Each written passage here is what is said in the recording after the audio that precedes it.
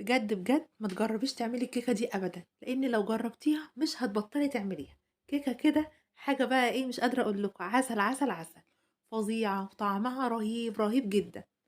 الكيكة دي بالموز حاجة كده مش قادرة أقول لكم طعم بقى ونكهة الموز كده فظيع، فظيع فيها. هاحط فيها نُص كوباية زيت بس، نُص كوباية زيت، وبنفس الكوباية هاحط كوباية لبن، تمام، وهاحط 2 بيض، 2 بيض كاملين، تمام، وفانيليا طبعًا. وهاحط نُص كوباية سكر بس، أنا مش هاحتاج أكتر من نُص كوباية سكر، لإن أنا هازوّد كراميل فيها فهتبقى مسكرة أوي. هاحط بقى الحاجات دي كلها أضربها في الخلاط، هاضرب الموز واللبن والسكر والزيت، تمام، كل الحاجات دي كده في الخلاط هاضربها كويس لحد ما يبقى قوامها كده. هاجيب بقى نُص كوباية سكر واحط عليها ربع كوباية مَيّة بس، وهاحطها على البوتاجاز لحد ما تبقى إيه، كراميل فاتح كده، أنا مش عايزاه غامق أوي عشان ما يتحرقش كمان معايا عشان هي لسه هتدخل الفرن، وهاقول لكم بقى هاعمل فيه إيه. بعد كده بقى هاجيب كوبايتين دقيق، دول كوبايتين دقيق، هانزل عليهم بمعلقة بيكنج باودر، معلقة واحدة بس، تمام، وهاقلب كويس جدًا، طبعًا الدقيق لازم نكون ناخلينه كويس أوي. هانزل بقى بالدقيق نُصّه طبعًا بس، بكوباية واحدة بس، وأبدأ أقلّب القوام كده لحد أمّا أشوف معايا هيعمل إيه، وبعد كده أنزل بالكوباية التانية، يعني ما يُفضّل إن إحنا ما ننزلش بالدقيق كلّه مرّة واحدة، ونبدأ نقلّب لحد ما القوام يبقى معايا بالشكل ده. لو بقى بالشكل ده تمام، حسيتِ إن هو خفيف شوية حُطّي معلقة دقيق كمان، أو شوفي بقى هو محتاج معلقة أو 2.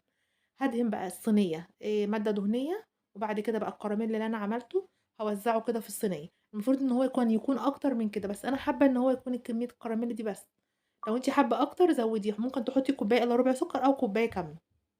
وبعد كده بقى هاجيب موزتين أو أي موز بقى، أي كمية موز أنتِ حابة تعمليها، يا دوب تغطّي الصينية بس من تحت، وتبدئي بقى تنزّلي قوام الكيكة عليها كده بالشكل ده، وتجيبي بقى صينية وتحطّي فيها الصينية التانية كده، وتدخّليها بقى الفرن.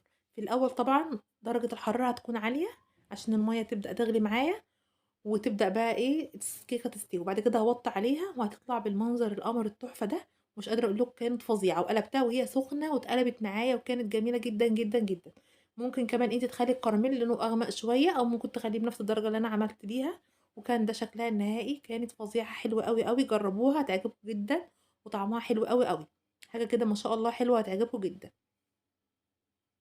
يالّا بقى لو أول مرّة بتتفرّجي عليَّ يا ريت تدعميني بلايك وتشتركي في القناة عشان يوصلِك كل جديد. شايفين كان شكلها فظيع جدًا وطعمها حلو أوي، أوي. كانت قوامها حلو جدًا ومستوية أوي ما شاء الله عليها وكانت حلوة أوي. جرّبوها والسلام عليكم ورحمة